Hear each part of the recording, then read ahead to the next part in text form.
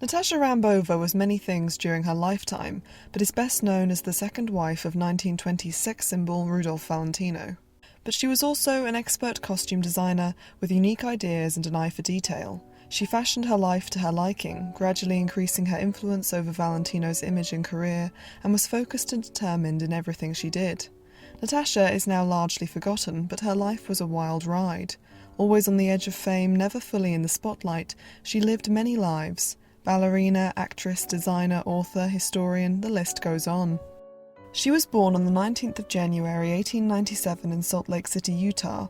Her birth name was Winifred Kimball Shaughnessy, and her maternal great-grandfather, Heber C. Kimball, was one of the original apostles of the Church of Latter-day Saints. Because of this connection through her mother, she belonged to one of the foremost Mormon families in the city, but was baptized a Catholic per the wishes of her Irish Catholic father Michael, who was himself a Civil War hero from New York, and Natacha was only later baptized into the Mormon faith at age 8. Heber C. Kimball had 65 children by 45 different wives, and he shared an ancestor with Diana Spencer, and Natacha is Diana's 8th cousin twice removed, but these early connections to fame do not end there. Her parents had a turbulent marriage. Her father was an alcoholic and was nearly 30 years older than her mother Winifred. Michael had already been married and had 7 children by his first wife. In fact, the two first met when Michael was 33 and Winifred was 6, as Michael had become a friend of the Kimball family. Years later they met again after the death of his first wife, when Winifred was in her early 20s and had already had one disastrous marriage herself, but she thought marrying Michael would be an adventure. The death of his first wife had sent Michael into a deep depression he attempted to alleviate with alcohol and gambling, and when the latter drained away his wealth, he paid his debts by selling Winifred's expensive gowns, and with his raging temper she could do little to stop him. She divorced him in 1900 and began a career as an interior decorator, one of the few professions women could find lucrative success in at the time, first in Salt Lake City, and then she moved with her daughter to San Francisco. This was the beginning of Natacha's education in sophistication and culture, and in 1907 her mother married Edgar de Wolfe, the brother of famed interior decorator Elsie de Wolfe. This connection boosted Winifred's career and social standing, but Natacha didn't especially like her step-aunt and actively hated Edgar. She once punched him in the nose. Natacha also got up to mischief with her friends and cousins at a summer camp, and her mother decided to send her to boarding school. Elsie recommended Natacha be sent to Leatherhead Court School for Girls in Surrey, England, and as Elsie had recently bought the Villa Trianon at Versailles, not to be confused with Marie Antoinette's Petit Trianon, Elsie wanted Natacha to spend the summer with her and mix with all her high society friends, who included politicians, artists, and members of the aristocracy. Natacha begged not to be sent to boarding school, but her mother was immovable, and the young girl spent her school days retreating into the world of books for comfort. Her fascination with mythology began there, and her love for art and dance grew over the course of her 9 years at the school. She adored ballet and had a scrapbook with photos of her favourite stars. When Anna Pavlova came to London, Natacha waited at the stage door of the Palace Theatre, hoping that Pavlova would sign it. Natacha loved taking classes during her summers in France, but found living with Elsie to be suffocating and irritating. She thought her aunt was superficial and overly strict, and they often got into arguments. Just before the outbreak of the First World War, they got into such a huge fight that Natacha was sent back to America. Her time at the beautiful Villa Trianon, mixing with Elsie's crowd, who Natacha found to be just as insufferable as her aunt, had provided her with an excellent education, and the sophistication she learned there was to be a major facet of her personality. As an adolescent, Natacha was contemplative and often withdrawn, but she shared many of the same interests as her outgoing and eccentric aunt. The main difference between them, however, was that while Natacha was passionate and genuine in her appreciation of the arts, Elsie, in Natacha's eyes at least, was shallow and pretentious, and obsessed with social climbing. When Natacha arrived back in America, conflict with her mother immediately arose on the subject of dance. Winifred had imagined her daughter would enter society as a sophisticated young lady, but Natacha was determined to become a ballerina and follow in the footsteps of her idols Anna Pavlova and Tamara Karsavina. She felt constricted by the matriarchy that surrounded her both with Elsie and with her mother and many Mormon relatives, and in 1914 she went to New York City to study dance at the school of Theodore Koslov, who himself had graduated from the Moscow Imperial Ballet School. He was eager to find wealthy students like Natacha, as his purpose in America was to make his fortune, and he took her on despite her height at 5'8" not being ideal for ballet. She had talent and would design her own costumes, and Koslov convinced her she could be a star under his tutelage, and soon they became lovers. He also insisted she change her name, as Winifred Kimball Shaughnessy would hardly look good on a ballet programme, and there is a story that says Natacha Rambova was actually the name of one of Koslov's previous dance partners whose career had been tragically cut short. Natacha was only 17 when this affair began, while Koslov was in his 30s, and for a time she managed to hide it from her family, even the aunt she was staying with in New York, but eventually her mother was told by her friend, the famous playwright, director and theatrical producer David Belasco, whose son-in-law was a theatre manager and had learned of Koslov and Natacha's relationship. Natacha was preparing to debut as part of Theodore Koslov's Imperial Russian Ballet, but as soon as her mother found out, Winifred notified both police and press about this illegal relationship, and soon all of Broadway was talking, and as if that wasn't enough, Natacha's mother also took steps to have Koslov deported and insisted on her daughter returning home, but Natacha was not going to give up her first love so easily. She ran away from her Aunt Theresa's apartment and with the help of Russian émigrés got over the Canadian border, where she took on a new identity as a French governess and sailed to Bournemouth, England to remain in hiding until her situation improved. Winifred de Wolfe, Natacha's mother, was now distraught and accused Koslov of kidnapping her daughter and spiriting her away to Russia. She even got the Russian ambassador involved in the search for Natacha's whereabouts. Koslov pleaded not guilty to all accusations, and months passed without any trace of Natacha being found. She was actually staying with Maria Baldina, Koslov's wife, whom he had left in England with their disabled daughter while he went to make his fortune in America. Entirely dependent on her husband, Maria had no choice but to shelter his lover, and by this point any affection in their marriage had long since faded. Meanwhile, in the summer of 1916, Koslov's ballet company finally made its debut at the Palace Theatre in New York City, and ended up having an 8-week run that broke box office records set by Sarah Bernhardt. After this success, it was off on tour to San Francisco, where a meeting occurred between a tearful Winifred de Wolfe and Theodore Koslov. Natacha's mother had been driven to distraction by her daughter's disappearance, and decided she would do anything to get her back. And so, on that condition, she agreed to drop all charges against Koslov, allow Natacha to dance in his company, and even contribute funds, so long as he brought her back and helped reconcile mother and daughter. Koslov promised nothing that day, but soon Winifred at last heard from Natacha, who agreed to meet her so long as she kept to the terms she had proposed to Koslov. The aforementioned, meanwhile, was soon contracted by director Cecil B. DeMille to star in his upcoming movie, The Woman God Forgot, as an Aztec prince. The ballet company and Winifred de Wolfe all moved on to Chicago, where Natacha had agreed to reunite with her mother. It was an emotional meeting, but Natacha was adamant as ever to be with Koslov and dance in his company, and now her mother could see there was no stopping the headstrong girl. Natacha joined the dancers on the next leg of their tour, and hurriedly sewed her own costumes on the train there. Natacha soon learned that Koslov was having affairs with many of the ballerinas in the company, but despite her heartbreak, she was determined to become a success and threw herself into her art. She created striking and unique costumes for the dancers, and soon she was designing the clothes for Cecil B. DeMille's movie in which Koslov would star. Natacha may have begun her career with a greater passion for dance, but her talent certainly lay in costume design. She had an eye for combining historically accurate details with her own modern spin to make memorable pieces, and after Koslov's performance was the highlight of the movie and the costumes were praised, DeMille offered him and his company future movie deals, but they declined in favour of continuing to tour on stage.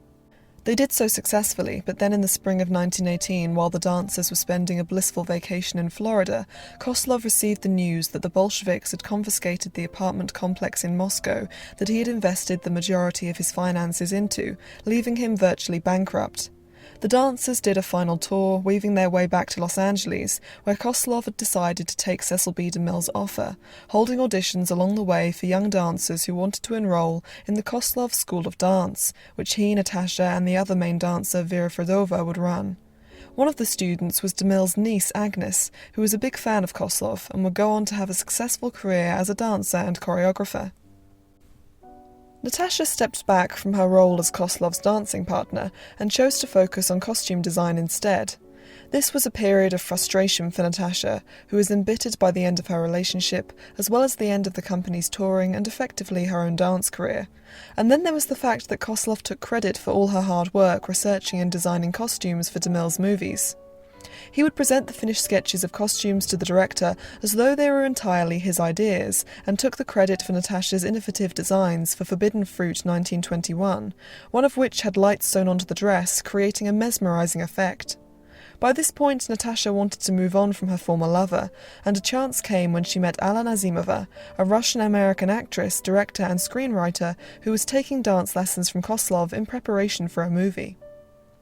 Natasha and Nazimova actually met due to Koslov taking credit for Natasha's work. He had been handing the actress sketches for her films as though the designs were his, and one day he asked Natasha to take them to Nazimova instead, and when the latter wanted Koslov to make a few changes, Natasha revealed she was the one behind the costumes, and Nazimova immediately offered her a job as the art director and designer for her future films. Natasha happily accepted, and now her only obstacle was breaking things off officially with Koslov, whom she guessed would not be best pleased with this turn of events, but she could never have predicted what he did to stop her. She told no one of her plans to leave the house she shared with Koslov and Vera Fredova, and chose a weekend when she knew he would be staying with Cecil B. DeMille, but he came back early to find her bags packed and waiting on the porch. He had a hunting rifle with him, and when Natasha refused to unpack and tried to leave, he shot her in the leg and chased her around in a rage, firing more shots until Vera Fredova wrestled the gun from him. Natasha, wounded and bleeding, had to escape through a window and race off in the cab that was waiting for her outside. She would never see Theodore Koslov again. She arrived at the set of Alla Nazimova's latest film, Hysterical, and sobbing. She told everyone what had happened as they tried to get the shot out of her leg, which took some time, but she adamantly refused to press charges. Understandably, she didn't want to be known for this incident and have to face the scandal and embarrassment. When asked in the future why she stopped dancing, she would say a rival ballerina shot her. This was a turning point not only for Natasha's career, but her personality too. She turned her introverted and vulnerable character into a cold and detached one, giving herself an air of mystery and hiding her true feelings. Natasha joined Nazimova's productions at just the right time to showcase her artistry. After receiving criticism about the silly plots of her latest films, Nazimova had decided she would only be adapting plays and books onto the screen, allowing Natasha many opportunities to do historical research and look to a greater amount of source material for inspiration, not only for the costumes but also the sets, which she was responsible for as art director. Natasha's childhood growing up around her mother and Elsie de Wolfe had given her a wonderful gift for set design. Camille, a modernised adaptation of The Lady of the Camellias, was released in 1921 and was the first collaboration of Nazimova and Natasha, and the latter designed striking Art Deco sets, taking inspiration from the European styles of architecture and interior design that were popular at the time. Both Nazimova and Natasha were passionate about introducing cultured artistic tastes to American audiences. Camille was also the production where Natasha met Rudolph Valentino, introduced to her one day by Nazimova, who was still in need of a leading man and wanted Valentino for the part. Natasha wasn't particularly impressed by him on their first meeting, but she did admit he had a nice smile. At the time, Rudy was still a struggling actor and had already faced many hardships before coming to Hollywood. He was an Italian immigrant who had arrived in New York in 1913 and got by doing all kinds of odd jobs, from waiting tables to gardening to being a dancer. He became involved with an unhappy Chilean heiress named Blanca de Saules, who was divorcing her husband for infidelity. When Valentino supported her in court, her husband used his influence to have Rudy arrested. Once Valentino got out, he could not find work thanks to the highly publicised scandal of the divorce proceedings, and to make matters worse, Blanca shot her now ex-husband dead. Finding life in New York impossible and not wanting to be involved in yet another trial, Rudy skipped town and joined various musical companies until he arrived in Los Angeles. More struggle would follow as he began a film acting career when he caught influenza in the epidemic of 1919 and then received news his beloved mother had passed away. He was poor and lonely when he met an actress named Jean Acker at a party, who was also emotionally in need at the time. Their relationship was barely weeks old when they got married on a whim, but on their wedding night, Jean slammed the bedroom door in her new husband's face and declared this impulsive marriage had been a mistake. A month later they separated and officially divorced in 1922. Rudy was immediately attracted to Natasha and tried his best to get closer to her as they worked on Camille, but that proved to be more difficult than he might have expected. In fact, almost everyone found Natasha to be icy and guarded, to the point of disliking her. She took herself and her work very seriously, and was only irritated by Valentino constantly trying to make her laugh with pranks and jokes. After her experience with Koslov, it's understandable that Natasha would be wary of love and relationships. Another member of the Camille cast said she had been a ballerina and would never let you forget it. Rudy would joke, "There goes Pavlova," when she airily walked by, but nevertheless, as they got to know each other better, Natasha realised there was more to Valentino than met the eye, and he was desperate to be liked and accepted. She later said she felt something almost maternal for him when she realised he was quite lonely. They began to bond over a shared passion for art. Natasha spoke French and Italian from her days in Europe, and both of them dreamed of returning there. Natasha's house was close to the studio, and so the two would often have lunch together, and Natasha enlisted Rudy's help in sprucing up her Sunset Boulevard bungalow. Together they painted almost all of her furniture black and red to resemble Chinese lacquer. Natasha's mother thought this decor choice made her bedroom look like a chapel in a morgue. Just before meeting Natasha, Rudy had wrapped filming in his first big breakthrough role, playing the lead in The Four Horsemen of the Apocalypse. The screenplay had been adapted from the book of the same name, previously considered unadaptable, by June Mathis, who was also responsible for casting Rudy. She had seen him in a small part in another film and was adamant that he star in The Four Horsemen, despite being an unknown actor previously cast in villainous roles, as a lot of foreign actors were. The movie would go on to be the 6th highest grossing silent film. It was released before Camille, and Rudy took Natasha to the premiere, where they held hands as they watched it and were moved to tears by the end. Natasha recognised the immense talent Rudy had and came to understand him as others did not. She also wished to defend him from the unfairness of Hollywood, a role she would take on fiercely as his career progressed. She was annoyed when Rudy was mostly cut from Nazimova's death scene in Camille, where his performance had brought the crew to tears. It is possible Nazimova didn't want Valentino to overshadow her. When she had first met him, her opinion of him hadn't been particularly favourable. He was introduced by a mutual friend, and Nazimova, who was familiar with his scandal with the heiress, referred to Rudy as a gigolo and a pimp and refused to speak to him. Nobody in her circle dared stand up to her, and the incident was humiliating for Rudy. Jean Acker, who was a protégé and possible lover of Nazimova's, approached Rudy to apologise a few days later, and that was how they met.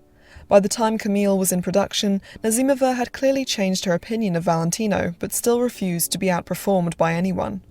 At the time, Rudy had been living with Paul Ivano, a cinematographer who worked with Nazimova, but both men decided to move into Natasha's Sunset Boulevard home to save money, and soon the three of them had an idea of how to make some more passive income. Sacks of fan mail arrived for Rudy every day, and the trio decided that if the fans wanted a photo of Valentino, they had to send 25 cents. Soon they were making a pretty penny, but spent their earnings almost as quickly as they came in. One drain on finances was Valentino's style. He liked to be well dressed, and despite the success of his movies, still wasn't making enough money to afford his fashionable wardrobe and finance his passion for cars. He and Natasha would go down to the sea and get mussels to eat as they were too poor to afford proper meals, but nevertheless Natasha later described these days of being broke and in love as the best of her life. They also had the habit of acquiring strange pets. Their household was joined by a lion cub called Zila, who they got on a visit to the zoo. Rudy was given a dog that had been aggressive to everyone but him by a couple he met while shooting a film. He bought a difficult horse that was going to be shot from a friend, and on another movie he acquired a large gopher snake and a German shepherd puppy. Somewhere along the line, a little monkey and 2 Great Danes also arrived. Paul Ivano moved out when the animal collection grew too much for him. Around this time, Natasha began giving Rudy guidance on his career. Later on, she would advise him how to be lit and filmed, how to act with his leading ladies, and even manage his money for a time. When he was unsatisfied with how Metro Studios was paying him, he broke his contract with them on Natasha's advice, despite being thousands of dollars in debt. When a friend got him a contract at the famous Players Lasky studio, later known as Paramount, Natasha wanted him to turn down the first movie he was offered, The Sheikh, which went on to become the most famous of Valentino's roles, and was such a hit it broke attendance records and inspired many copycat films over the years, leading one person to say, "There's more sheikhs in Hollywood than there are in the desert." Natasha had read the immensely popular book it was adapted from, which was undoubtedly salacious trash, and one can only imagine how her highbrow and artistic tastes responded to a story about an aristocratic woman getting kidnapped by a handsome and cruel sheikh while on holiday in the desert. Natasha was an extra on this film, but had no professional contribution to it, and continued to work with Nazimova. After Camille, Nazimova's contract with Metro Studios was terminated, as both studio and actress were thoroughly sick of each other. Natasha was once again able to flex her artistic muscles when Nazimova adapted Salomi from Oscar Wilde's scandalous play based on the biblical story. Natasha based the design of the costumes and sets on the illustrations of Aubrey Beardsley, who had drawn them for the English publication of the play. The results were original and eye-catching, especially one headpiece with white baubles that Nazimova wore. Today the movie is remembered as one of America's first truly artistic films. While Natasha was working on Salomi, Valentino starred in Moran of the Lady Ley, some of which was shot on location in San Francisco. Rudy was accompanied there by Paul Ivano, and the two of them were soon befriended by a local actress called Aileen Pringle. She owned a large car and they would drive around seeing the city's sights and partying into the early hours of the morning. Natasha caught wind of this through the gossip columns and wasn't pleased. She rushed down to San Francisco and stayed at her mother's lavish apartment, where she called Paul and Rudy and told them to come see her at once. Up until then, Natasha had concealed her wealthy background from her lover and friends. Her mother had remarried a fourth time to cosmetics mogul Richard Hudnut, a millionaire who had legally adopted Natasha. When Rudy and Paul arrived, to their surprise they were ushered in by a butler and found themselves surrounded by expensive decor. Natasha made her entrance appearing at the top of the stairs in a golden dress, and the men gazed up at her in awe. She told them about her family's money, and they were shocked she had managed to keep such a secret. Rudy promised her nothing had happened between him and Aileen Pringle, and the next day Natasha had her friend take some photos of him dressed as a faun from a ballet she liked. These photos would resurface later in his divorce trial from Jean Acker. His next movie was an adaptation of Eleanor Glynn's novel Beyond the Rocks, where he starred alongside his friend Gloria Swanson. Natasha designed Rudy's costumes for the film's historical sequences. When Eleanor Glynn met Valentino, she declared him to be the greatest lover of the silver screen, quite the compliment from the woman who'd invented the specific type of sex appeal known as it. Everybody working on Beyond the Rocks knew each other. Gloria Swanson had risen to fame playing the lead in another Eleanor Glynn novel adaptation, and Gloria had worked with the director Sam Wood before, and she and Rudy went horse riding at the same place and had become friends a year or so prior. There are numerous photos of Eleanor, Sam Wood, Gloria and Rudy all messing about between takes. In late 1921, Natasha and Rudy decided to move out of the Sunset Boulevard house.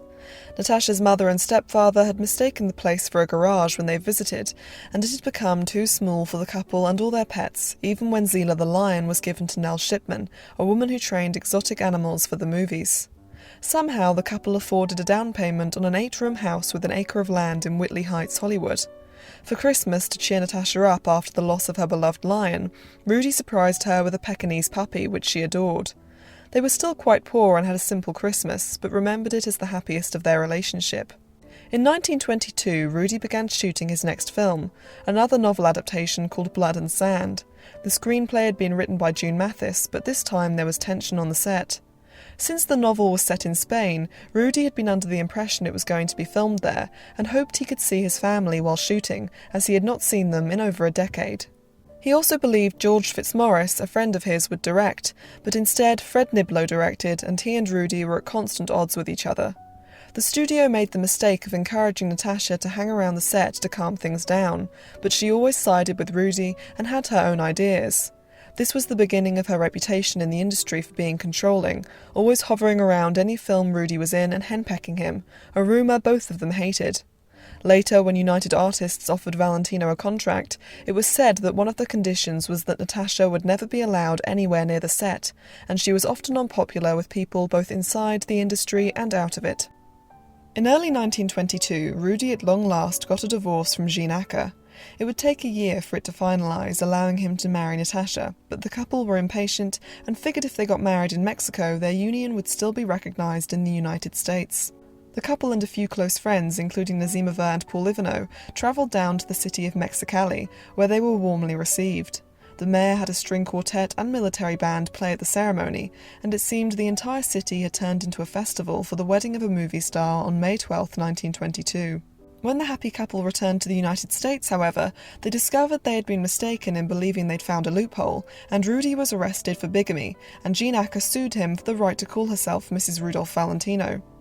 The sentence for bigamy was a couple of years in prison and a hefty fine, and Rudy was counselled to plead guilty and hope for the best, while Natasha was told to get away and lay low. She travelled to New York to stay with her mother and stepfather, being pursued along the way by reporters as the press had a field day with the story. Natasha and her family were subject to intense public scrutiny, as her mother's marriages, her connections to wealth, and previous careers were all plastered over the newspapers. The charges against Rudy were dropped when his friends lied and testified in court that the marriage had not been consummated, and thus did not exist. After the requisite year had elapsed, Natasha and Rudy finally married on March 14, 1923. After the bigamy scandal, the studio was unenthusiastic to say the least about Rudy continuing to have a relationship with Natasha, who was still cautioned to stay away. She decided to take a holiday at her stepfather's estate of Foxlair, surrounded by the beauty of New York State. That summer, Natasha was completely depressed by the studio's continual snubs and being separated from Rudy, and she called him or sent long telegrams every day. Eventually, Rudy came to see her with a friend and wore a comical disguise for the train journey, which included a large fake beard and glasses, and Natasha immediately cheered up when she saw him, but this vacation did not go undisturbed. One night, when Natasha, Rudy and a friend were playing cards, Natasha spotted a man watching them from the veranda, and the friend fetched a gun and ended up fighting with the man and shot him as he ran into the darkness. Rudy then got a shotgun, and with Natasha trying to stop him, went out into the darkness after the stranger. The couple returned soaked and muddy from the rain, and went out again with lanterns, but to no avail. The next morning they went into town and were told a man with a wounded foot had left by train, and that was the last they ever found out about the strange occurrence. It was clear by this point that the simple private life the couple had experienced in their early relationship was fading fast. Even if the studios didn't want to acknowledge it, Rudy was a star, and anonymity was a thing of the past. They went back to New York City, and Natasha launched into an attack on the famous player's studio via the press. She told them about all the anxieties over Rudy's court case they'd put her through, their mismanagement of him, their biggest star, and all the many snubs they had both received. Rudy's next movie hardly improved the situation. The Young Raja was a cheap film with a ridiculous plot that was poorly executed. Rudy worked into the early hours of the morning to finish it, and Natasha designed the extravagant costumes, but both of them hated the project and decried it in the press as a familiar studio trick, a badly thrown together film with a popular star to make money. Rudy refused to accept any more paychecks from famous players until he got a better contract, and the studio filed a lawsuit against him as he owed them money. This highly publicised feud between star and studio culminated in Rudy going on a one-man strike, with the encouragement of Natasha, who said she would work to support them both if need be. The studio even offered Rudy $7,000 a week if he returned, but he refused. While famous players accused the couple of being ungrateful, the public response was overwhelmingly supportive, much to the studio's displeasure. The studio was determined to find something to use against the couple, and hired detectives to watch them. After the bigamy scandal, they were forced to live apart until they could officially remarry, and Natasha's favourite Aunt Teresa came to live with her. Both Rudy and Natasha lived off savings and the charity of friends during this time. Natasha still refused to accept any money from her parents. The couple began to take an interest in spiritualism, and séances were held at Natasha's apartment, where the couple and friends would channel spirits and use automatic writing to communicate with them. Rudy was in need of money, and a man named George Ullman was in need of someone to promote a beauty clay brand he represented, called Mineralava. Rudy's contract prohibited him from acting for anyone but famous players. However, it said nothing about dancing, and so the Mineralava dance tour was born. Rudy and Natasha were paid $7,000 a week and toured 88 major cities in the USA and Canada. They danced the tango and Spanish folk songs, and Natasha designed their striking costumes. Wherever they went, they were met with full houses and cheering crowds, despite various obstacles, such as beginning the tour in Omaha, Nebraska, which was experiencing heavy winter snowstorms at the time, or later on being 2 hours late to perform in Natasha's native Salt Lake City during a heatwave. Schools were closed in one city so the students could see the matinee performance, and the couple delighted the people of Montreal by addressing them in French. It was one of the most successful dance tours ever seen in America. After each performance, Rudy and Natasha promoted the beauty clay, claiming it was responsible for Natasha's flawless complexion, and at the end of the night they signed autographs. The tour also provided ample opportunity to continue attacking famous players. By the end of the tour, the couple were officially married, and Rudy had become a best-selling author with the release of his poetry book called Daydreams. The trend of celebrity poetry is much older than we think. After all this success and the pressure of Rudy's many fans, the studio was finally forced to admit they had lost. In July of 1923, Rudy signed a new contract with them, agreeing to make 2 more films. He would be paid $7,500 a week, and both he and Natasha would have significant artistic control over everything, from the cast and crew, the stories they were telling, to the sets and costumes. This was a massive victory.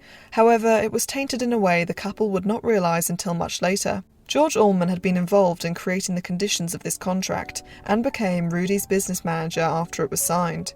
He made sure all the couple's debts were paid, and with the relief of finally being financially free, Rudy and Natasha were happy to give all financial responsibility over to Allman. After this, they never knew for sure how much money they had, and took little notice, trusting Allman. The couple soon departed for a honeymoon in France. They stopped off in England for a few days shopping in London, where they mixed with high society who didn't really know who they were, and even visited Leatherhead Court, Natasha's old school. When the couple arrived in Paris, they were interviewed about Hollywood, and Natasha even modelled the designs of Paul Poiret, whose turbans became her signature headwear. The trip ended up being very expensive, or rather all the things the Valentinos bought on it were. In London, Rudy had acquired numerous suits. Natasha said that London is to men what Paris is to women, and for her part she enjoyed gathering a collection of couture from the capital of fashion. The most expensive purchase, however, was the custom Voisin racing car Rudy ordered. He had a passion for cars that his finances had never been able to support until now. Rudy and Natasha were loaned another car to continue their journey while the racer was being built. On the way to Natasha's stepfather's Riviera chateau, Rudy drove recklessly, and there were a few near misses on the road which aggravated Natasha. Both were grateful when they finally arrived at the spacious chateau, which had originally been owned by Queen Emily of Saxony. The couple stayed for 10 blissful days before moving on to Italy, accompanied by Aunt Teresa, where Rudy was reunited with his siblings after over a decade apart. In Milan, the couple met his sister Maria, who was overjoyed at her brother's success and scandalised by Natasha's bright clothes and makeup. They continued on a tour of Italy on the way to see Rudy's brother.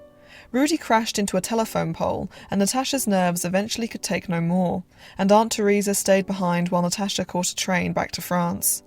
Rudy's visit to his hometown ended in disappointment when the people were only interested in his money. The Valentinos returned to America to decide what Rudy's next film should be. Natasha was in favour of adapting Booth Tarkington's Monsieur Beaucaire, as she felt its 18th century setting with lavish costumes, makeup and hair would be perfect for Rudy. She'd always felt strongly about introducing the finer tastes of Europe to America through her art, and saw Valentino as the perfect device for this. But ironically, her ideas for his career often failed. Rudy's audience didn't want to see him in powdered wigs and heavy makeup, and the film ended up being a flop with the general public. It did, however, gain exceptional praise from higher-minded critics, and is an undoubtedly beautiful movie, which Natasha's artistic vision brought to life. As Jesse Lasky, the co-founder of Famous Players Lasky, put it, "Our ideas about furthering Rudy's career constantly clashed with his wife's, but she wasn't one to arbitrate. She commanded. When she insisted on him doing perfumed parts like Monsieur Beaucaire, in powdered wigs and silk stockings, we had to take him on her terms to have him at all. She designed his costumes herself, and to give her due credit, they were magnificent. Natasha worked as the art director for Monsieur Beaucaire, and she made sure that the 350 costumes were as historically accurate as possible. Many were imported from France.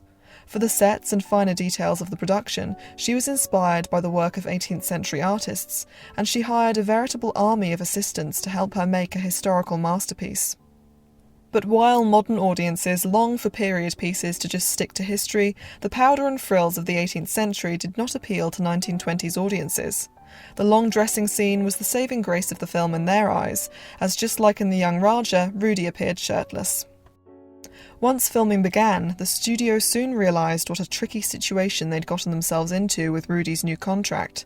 They were forced to acquiesce to Natasha's seemingly endless list of demands, or else risk aggravating the couple who had already caused the studio so much trouble. Adolf Zucker, the founder of Famous Players, said, "She was the stronger personality of the two, or else her power secured domination over his. It was our custom to give stars a good deal of contractual leeway in their material. Natasha began to insert herself into the smallest details, and he backed her in everything."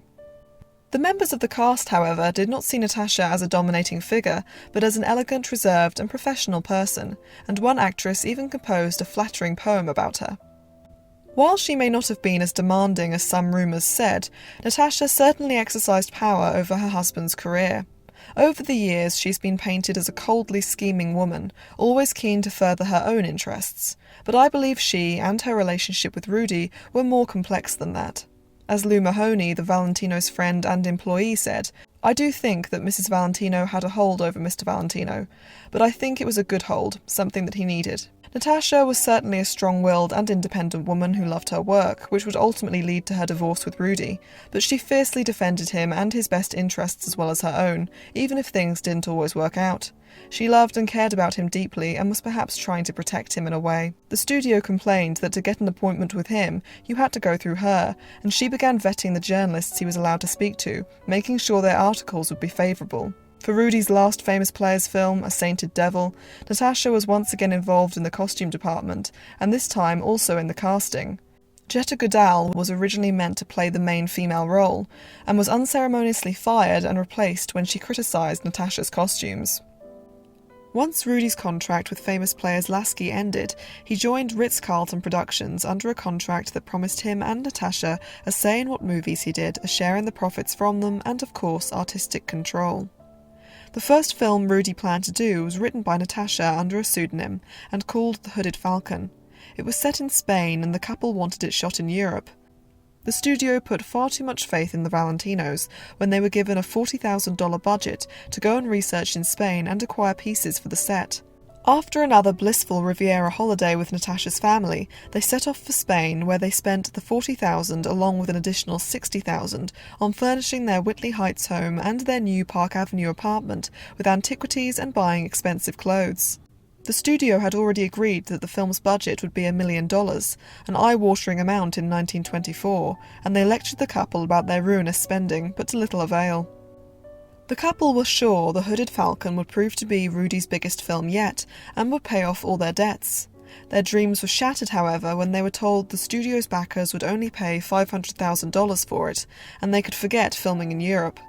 After this, Natasha busied herself with decorating the Whitley Heights house with all the pieces the Valentinos had acquired in Europe, while pre-production moved at a snail's pace. The studio convinced Rudy to do another movie called Cobra in the meantime, which Natasha had little to do with aside from designing the unusual Cobra costume, and the film was a flop. Natasha was unfairly blamed for this. Articles sprang up lambasting her, even claiming she used the help of spirits through seances to write scripts.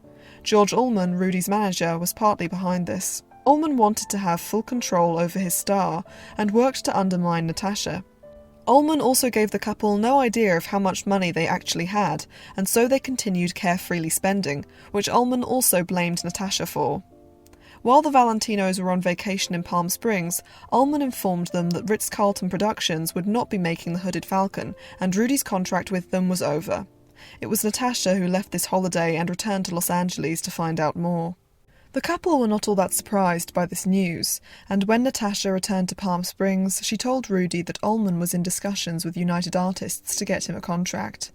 United Artists was founded by Hollywood's first power couple, Mary Pickford and Douglas Fairbanks, along with the famous director D.W. Griffith and Charlie Chaplin. The Valentinos were already friends with Mary and Douglas, and were ecstatic about joining the studio. It was home for some of Hollywood's biggest stars after leaving bad contracts and shady studio dealings, and the Valentinos were sure this was where Rudy could shine with artistic control and bigger budgets.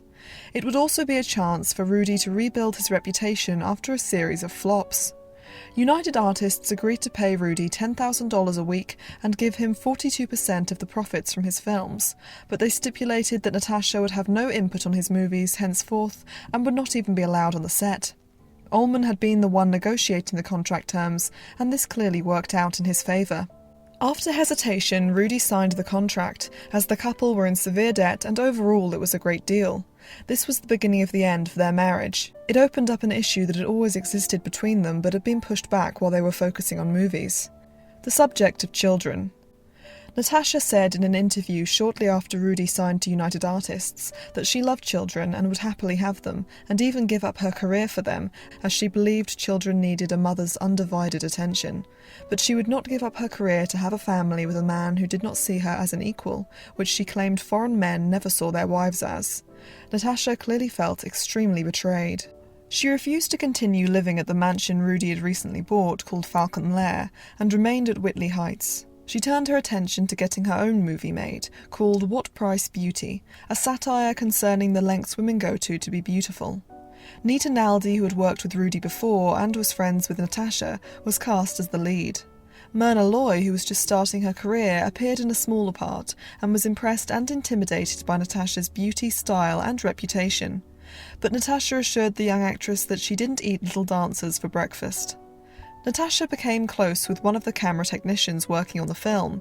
They would spend hours alone together, and unbeknownst to them, George Ullman had hired private detectives to follow Natacha. When Rudy found out his wife was possibly having an affair, he flew into a rage and threatened to shoot the man, but eventually calmed down. Natacha said the technician was kind and understanding towards her, but whether they actually had an affair is unknown. The last major event the Valentinos attended together was a reception party for Federico Beltrán Masses, a Spanish painter who had painted them both. After Rudy's death, his last girlfriend, Paula Negri, would commission the artist to paint a portrait of her and Rudy. Natacha arrived 2 hours late to the reception and was cold and reserved throughout it. She felt she needed to get away from Hollywood, which had turned against her, and her crumbling marriage, and so she decided to go see her aunt in New York and then the rest of the family in France. She and Rudy said their goodbyes to each other at the train station on August 13th, 1925. They put on a good show for the press, smiling, waving, and sharing one last kiss. It was the last time Natacha would see Rudy. Natacha lived with Aunt Teresa in New York instead of the expensive Park Avenue apartment the Valentinos had bought, and she focused on trying to make her film a success. She was given little support, and thanks to the lack of promotion, What Price Beauty was a flop that quickly faded into obscurity when it was eventually released. During this time, Natacha was miserable and looked tired and pale. When asked about Rudy and her marriage, she broke into tears. Rudy was too heartbroken to continue living amidst all the memories of happier times in Whitley Heights, and so he and Federico Beltrán Masses moved into the unfinished Falcon Lair, and Rudy took up painting. He copied Federico's painting of Natacha over and over again. He also tried to call her many times, but she never answered. Rudy drove recklessly and crashed his car, and one day Beltrán Masses found him pointing a gun to his head. When the painter knocked it out of his hand, Rudy burst into tears. Natacha had got herself a part in a movie and distracted herself with spiritualism. She was introduced to the teachings of Madame Blavatsky by her mother. Blavatsky was a mystic who founded the Theosophical Society. In the 19th century, spiritualism, heavily borrowing from Eastern religions and combining them with the esoteric and occult, had caught on like wildfire and was taken seriously in many high society circles. Even members of royalty were known to dabble in seances. Natacha had a medium hold a seance at her apartment multiple times a week. The couple's divorce proceedings began, and Rudy went on a press tour for his new film, The Eagle. Everywhere he went, he was greeted by adoring crowds, the women more eager than ever now he was available. His career was looking promising once again, but privately he was suffering from poor health. While in France, he visited Natacha's parents' chateau and saw her mother. He was still deeply heartbroken and cried after sitting in Natacha's room. Meanwhile, Natacha's career as an actress proved short-lived. The only film she starred in ended up being called When Love Grows Cold, and the plot resembled her own marital struggles. The last straw came when she was billed as Mrs. Rudolph Valentino.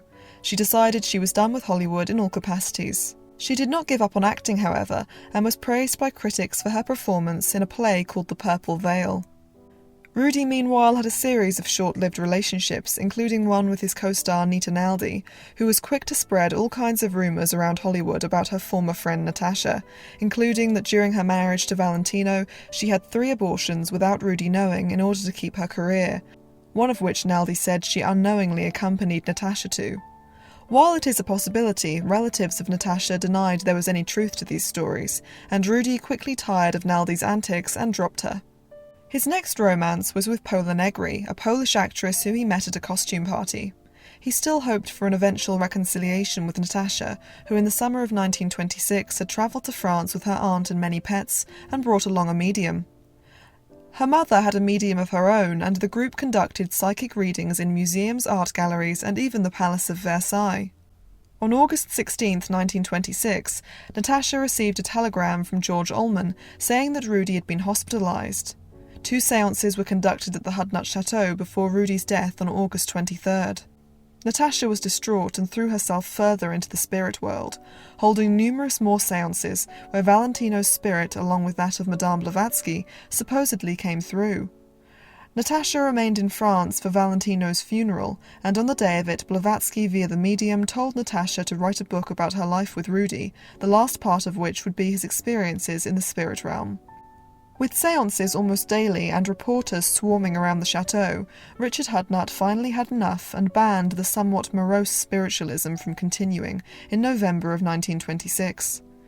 Natasha and her medium George Werner went back to America to finish her book, which was a bestseller, but not before George Ullman, who had full control of Valentino's estate, published his own book, which was critical of Natasha.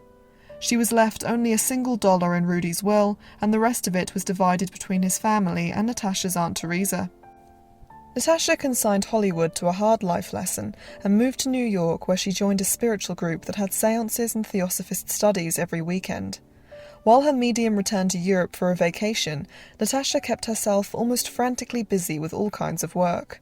She received lukewarm reviews in a couple of plays and helped design costumes for other productions.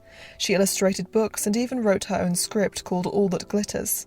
The main characters were obviously based on her and Rudy, 2 nobodies who work their way up the ranks of Hollywood, as it causes their relationship to break apart.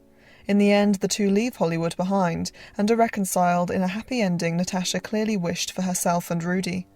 Most of the other characters were also based on famous people like Gloria Swanson and Mary Pickford, and were often unflattering portrayals, which is probably why All That Glitters has never been produced on stage. With her frequent séances, where she claimed to the press that she was in contact with Rudy, her play and the frantic pace of her work during this time, one wonders what Natasha's true psychological state was. Perhaps she was eager to distract herself from the intense grief with work. Her character and complex relationship with Valentino had constantly been misinterpreted and twisted by the press, and with his unexpected death at only 31, she must have felt a distinct lack of closure, even when she tried to move on with her life. Another of Natasha's many projects was becoming a fashion designer. Underneath her apartment near Fifth Avenue, she opened a dress shop that sold gowns that went down to the ankles, the way she wore them to hide her legs, as well as her signature turbans along with jewellery and shoes. It became immensely popular, and celebrities frequented the store and ordered whole wardrobes there.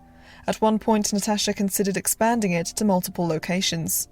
Her creations filled a niche in the market in the late 1920s. While hems were rising, many women like herself didn't want to show off what they saw as unflattering features, which had up until recently been hidden away under long dresses. Natasha's aim was, as she put it, to help women dress with more personality, and even today her clothes look stylish and unique, combining chic modernity with classy and comfortable modesty. In 1928, when her medium George Werner returned from Europe, Natasha and her family took him on a trip along the west coast, where they held more séances.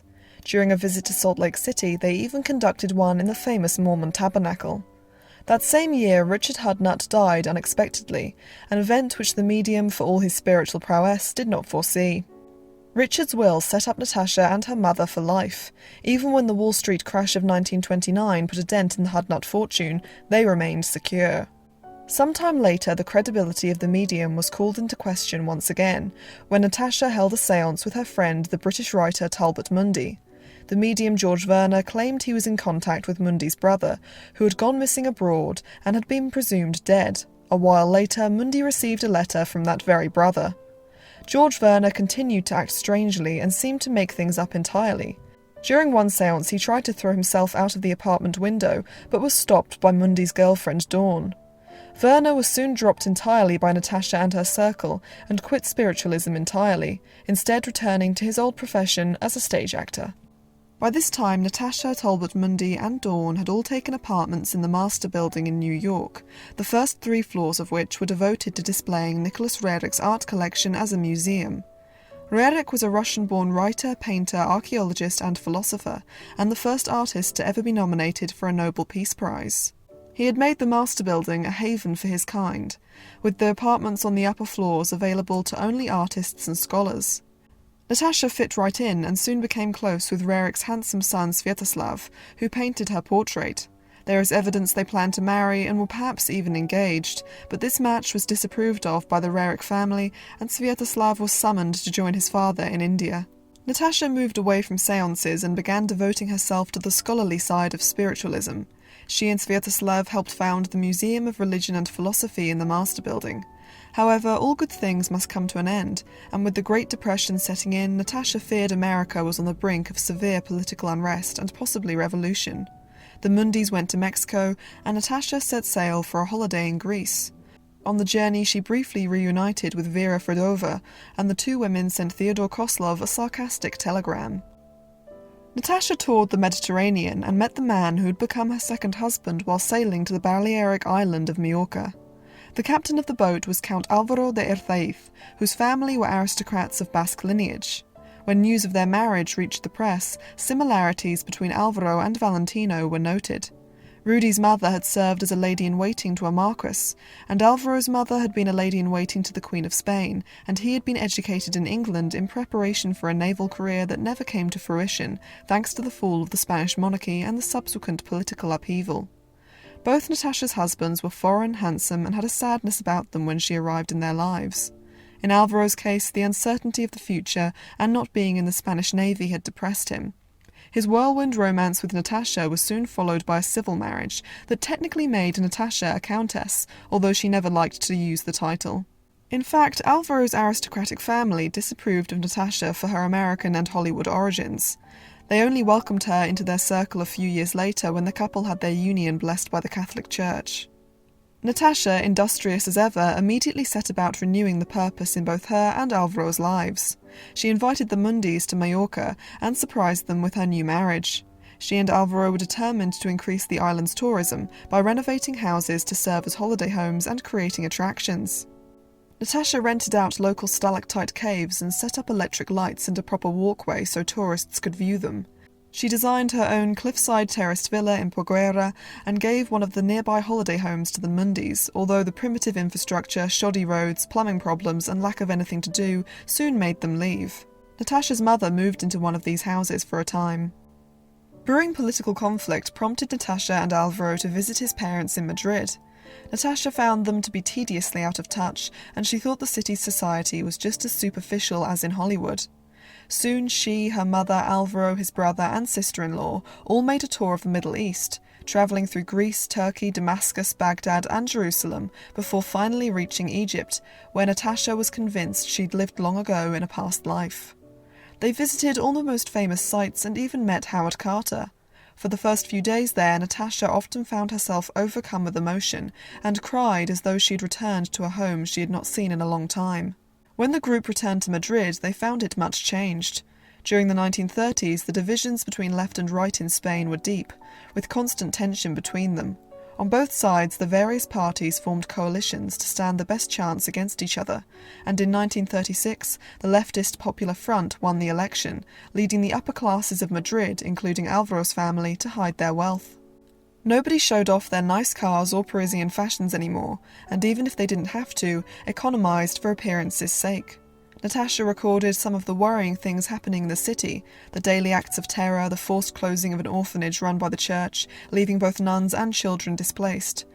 Rocks were occasionally thrown through the windows of the Erthais home, and the men of the family armed themselves in preparation from the civil war that brewed on the horizon.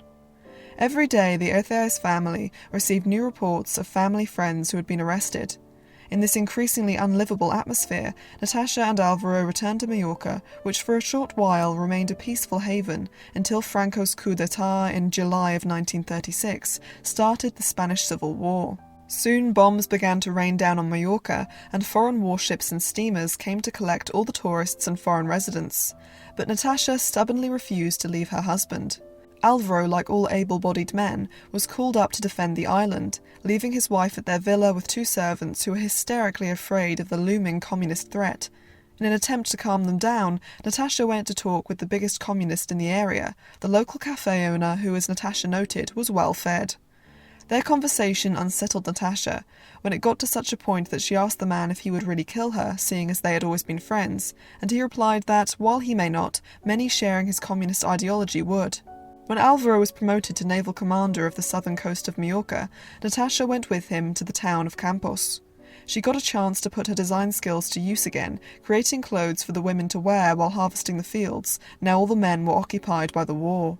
Natacha sheltered with the locals while bombs fell mere feet away, and she found her nerves were beginning to strain under these conditions. When it became necessary to evacuate to Palma, Natacha was there only a short while before the city was given an ultimatum: surrender by midday tomorrow or be completely bombed. People had hoped for Franco's forces to arrive for weeks, but it seemed all hope was lost. Natacha, along with the American consul, retreated to a place above the city in the hills, where they had a good vantage point to see the impending destruction of Palma. When midday arrived, planes could be seen in the distance, getting closer and closer until suddenly the cry of "Nuestros aviones" could be heard. Our planes. Franco's forces had made it just in time. The tables had been turned for the island, and soon the enemy retreated, leaving behind weapons, ammunition, and even the treasures that had been taken from the people and churches.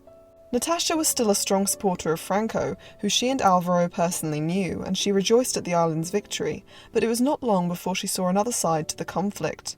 When the city governor was arrested for being a leftist, a crime many were being killed for, his distraught and devoutly Catholic wife appealed to the local bishop for help, but the bishop refused to have anything to do with her for fear of being accused of sympathising with leftists. Natacha was so enraged by this injustice, she interrupted a Te Deum and shouted at the bishop in front of his entire congregation. She was dragged away still screaming, and quickly realised her recklessness had changed everything for her. She was now seen as a suspicious foreigner with leftist sympathies, and would have to leave the island immediately. According to relatives, it was Franco himself who helped her, arranging for Natacha to stow away on board a coal freighter headed for the French Riviera. Natacha took only her Pekingese dog Bimbo with her, and after sailing to shore aboard a dinghy, she arrived at her mother's chateau exhausted and covered in soot. A short while later, she suffered a heart attack that left her bedridden for a time. All her life she had pushed her physical and mental limits with the pace of her work, going without eating or sleeping to finish a project, and having little regard for the link between mental and physical well-being. For the next 3 years, from 1936 to 1939, Natacha's health would confine her mostly to her mother's chateau, where she began to study the connections between emotional health and physical health, as well as world religions and symbolism. She learned new languages for the purposes of her studies, and gradually moved away from the glamorous materialism that had marked her character. She stopped wearing her trademark turbans to improve circulation, and finally cut her waist-length hair fashionably short. Despite changing styles of hair, Natacha had never cut hers until now. She traded her chic outfits for simple tweed suits and practiced physical and mental exercises, which she would later publish writings on, based on the work of George Ivanovich Gurdjieff. Her husband Alvaro visited occasionally, and on his last visit revealed he had fallen in love with another woman. Despite their separation and Natacha's refusal to have children, she was still shocked and deeply hurt by this betrayal. She did not see Alvaro until many years later, and took on an increasingly embittered view of men.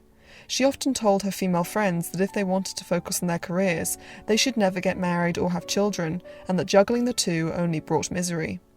Natacha seemed to regret ever attempting matrimony and never ventured into it again. She swore off relationships and threw herself back into her ever-expanding fields of study. When she felt well enough, she went to Arizona, planning to build a house of her own design and live a simple ranch life out in the desert, but that was not to be. Her mother smuggled the best art pieces in her collection out of France when the Germans occupied it, and moved to New York, where Natacha decided to get an apartment nearby. Natacha had retained her regal elegance, but her studies had given her a more positive outlook on life, one she wanted to share with the world. She collaborated on books teaching physical and mental health exercises, and regularly published articles on astrology. She did personal readings and even created an astrology chart for America as a country, mapping out its future. She made friends with ethnologist Maud Oakes, with whom she shared a similar family background, and the two of them researched native peoples in the hills of Guatemala in 1945. This project sparked an interest in Natasha in the rapidly disappearing ways of life and the symbols associated with them. Natasha believed that after the fall of Atlantis, the Atlanteans had spread their knowledge throughout the world, and it could still be traced through the comparative symbols found in various cultures. Similar beliefs were shared by many admirers of Madame Blavatsky. Natasha even believed she and some of her friends were the reincarnation of Atlanteans, with a cosmic destiny to rediscover their hidden knowledge and improve humanity. During this time, Natasha also taught classes on symbolism and world religions, and worked as what she called an analytical psychologist. Her ultimate aim was to create collections of artifacts and write books on the subject of comparative universal symbolism, but she refused to accept money from anyone she didn't feel was just as passionate as her about the subject. Her main support came from the Bollingen Foundation, an educational foundation with a focus on publishing, created by her friends Paul and Mary Mellon. Natasha was given a grant by the foundation to go to Egypt and research symbols, with the goal of finding a link between the ancient cultures of Egypt and America. She arrived shortly after her 50th birthday and 10 years on from her first visit, but despite finding Cairo much changed, she was just in love with Egypt as ever.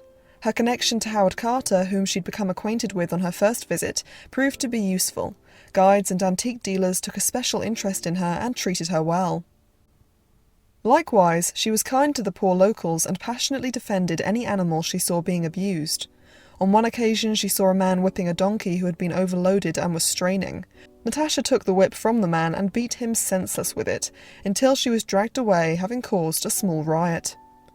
As an independent and somewhat domineering woman, she was treated with fascination by the locals and attracted the attention of other scholars. Alexander Piankov, the director of the French Institute of Archaeology in Cairo, showed Natasha his work on symbols and inscriptions on the tomb of Ramesses VI. She believed investigating this tomb and others further would unlock the secrets of the ancient Egyptian religion, and she returned to New York to ask the Bollingen Foundation for money to conduct a research expedition. The project was allocated $50,000, a car and a photographer for 2 years of research beginning in late 1949, where Piankov would act as director and translator, and Natasha would supervise and coordinate their findings. The small team also hoped to investigate the 9 pyramids at Saqqara, but 8 of them were buried under sand, so work began on the tomb of Ramesses VI. The opportunity arose for the team to study the gold shrines that had enclosed the sarcophagus of King Tutankhamun, whose tomb was supposed to be cursed. Soon after studying it, the team fell ill. Natasha was hospitalized and her dog died. All the team eventually recovered. When the research ended, Natasha returned to New York and found various tributes to Valentino were underway to commemorate the 25th anniversary of his death, including a movie biopic. Natasha refused to be interviewed and threatened to sue if she was portrayed in the movie. Rudy's siblings managed to successfully sue, as well as director Rex Ingram's wife Alice, for her inaccurate portrayal. Acquaintances of Natasha's remembered her frequently talking about Valentino even in her last years. She would fondly and often sadly recollect on her marriage long ago, and the struggles she had faced in Hollywood. Natasha tried to keep working despite her declining health. She taught classes where her students were often celebrated academians and artists, who would later dedicate pieces of their work to her. In late 1953, Natasha was diagnosed with scleroderma, where the internal organs and esophagus harden, making even the basic tasks of eating and digesting difficult. She turned to mental and physical exercises and herbs to treat this incurable condition, and continued to work until only a couple of years before her death. She rarely got more than a few hours of sleep and spent hours typing up the research from her own studies of symbolism and the findings in Egypt. She typed until her fingers were so raw she put rubber caps on each one and continued. Meanwhile, her mother, now in her 80s, was also dispensing with materialism. She sold off her properties, often for charitable purposes, and donated a large part of her art collection to the University of Utah, laying the foundations for the Utah Museum of Fine Arts, which Natasha also donated pieces to, along with the specific stipulations as to how they would be displayed. In 1957, Natasha fell and sustained a double fracture in her left leg, and after nearly 2 decades of separation, on the day her cast was removed, she received a visit from Alvaro. Her spiritual and academic achievements since their marriage had melted away the bitterness she once felt for her second husband, and they had a happy reunion which lifted Natasha's mother's spirits. Natasha was happy to give Alvaro what he wanted, an annulment of their marriage on the grounds that she never intended to give him children. Divorce was illegal in Spain at the time, and the annulment was the only way to remarry. Both Natasha's short-lived unions had been affected and perhaps ultimately destroyed by her not wanting to have children, but her choice was not born out of hatred for them. She liked children, their imagination and connection to myth and fantasy and beauty appealed to her, and she was sensitive to the plight of young people, especially in their education in the ever-changing landscape of the mid-20th century. She always maintained that a woman could not successfully have both a family and a career, and she believed she didn't have the right temperament for motherhood. To give up her work would have made her miserable, and what mother would she be if she grew to resent her children because of it? On the other hand, her own mother, who chose to focus on her prosperous career as an interior decorator, had hurt Natasha deeply by sending the young girl away, a wound that would strain their relationship for many years. Natasha was by no means selfish or greedy, and gave generously to anyone she could. Her cousin once remarked that you wouldn't dare compliment her on any of her art objects, for fear she would have it wrapped for you by the time you reached the door.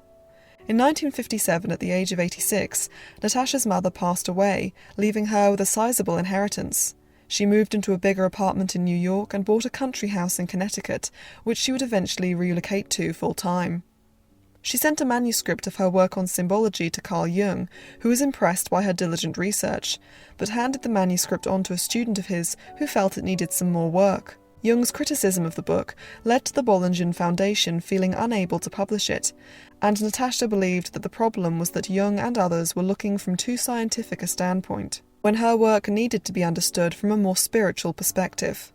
Natasha continued to embark on new writing projects with a tireless thirst for knowledge, even when her health completely failed her. Her inability to swallow and digest led to severe malnutrition, which in turn caused fits of hysteria later diagnosed as paranoid psychosis. While in New York, she suffered an extreme fit of hysteria and was taken to a hospital and given electroshock therapy to subdue her. Natasha had always loathed the practice, and her friends tried to convince the hospital to stop it, but only the family had a real say. Eventually, her cousins in California were contacted and came to fetch her back to Los Angeles.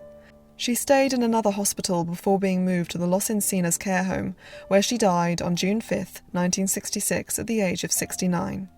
Thank you for watching. Please leave a like if you enjoyed this video and subscribe and turn on notifications so you never miss an upload. Until next time.